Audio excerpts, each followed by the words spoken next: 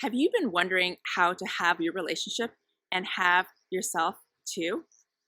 For many people, and this was my own pattern in the past, I would lose myself in the relationship. I would try to become the person the other person wanted me to. It basically turned into a downward spiral where I would then have to leave the relationship in order to reclaim and refine myself. Can any of you relate to this? If so, I have some answers for you. First of all, with the trials and tribulations, whatever brings you away from yourself, and think for an example of a practical experience where this has happened for you, and ask yourself, what am I getting out of that dynamic? Now, at first, you might be taken back. I'm not getting anything out of it. I hate going into these complex cycles. But the truth is there is a gain or a win that you are getting from this pattern. For instance, perhaps you play the wounded bird and your partner rescues you and you're feeling emotional distraught and he's there and he comforts you and you guys get in your little love bubble, and then you realize that you actually didn't fulfill what you wanted to do that evening because you were so captured in the love bubble.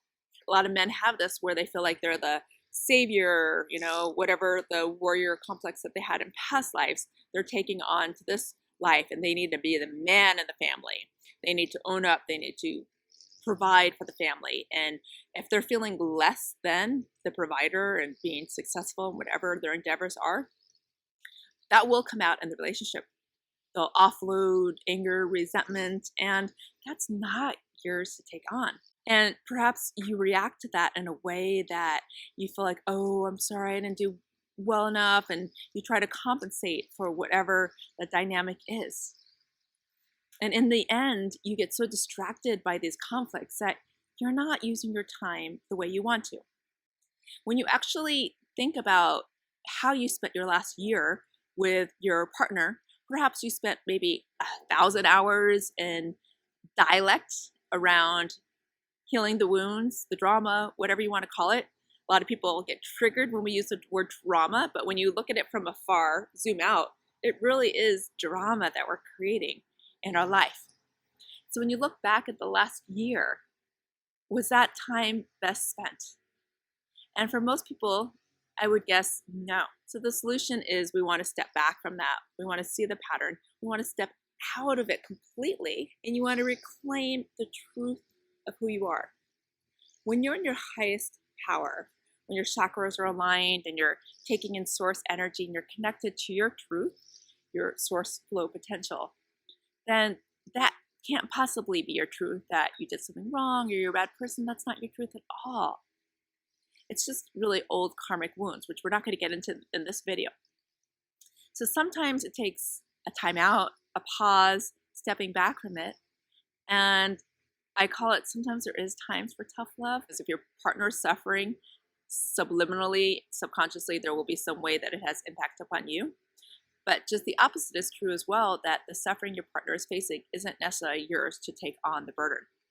By rising up above that and being like the stable force, for instance, if his mother just died and he's broken inside, you could become the stable force. You could see the truth and you could just hold that energy vibration, just hold it, hold him. You don't have to go into the, okay, I can't go out, I can't do anything, I can't be free because my partner's suffering. That's taking you away from your source flow potential. When you're in your highest truth, you can't go wrong. You know what I mean? Like the decisions you make are inclusive ones. So it's not about me, it's not about you, it's about the relationship as a whole. I'm also a strong proponent of goal setting. Seeing where is it that I want to be in 6 months, in 1 year, and what are the concrete steps that I need to take in order to get there. And even better, in an evolutionary relationship, you both can take on the role of seeing each other through their highest and best self.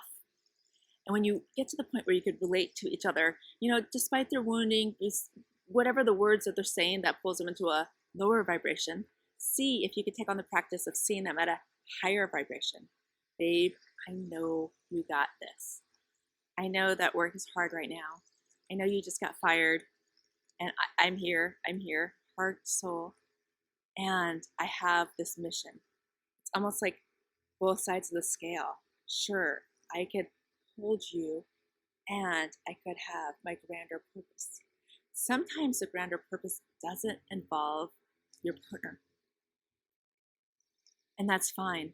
Sometimes there's some struggles around that, but as you go up upward spiral in your relationship, you could start to see the greatest mission, the greatest purpose of your partner. See them in that light and do whatever it takes to encourage them to take that road to getting there. Thank you.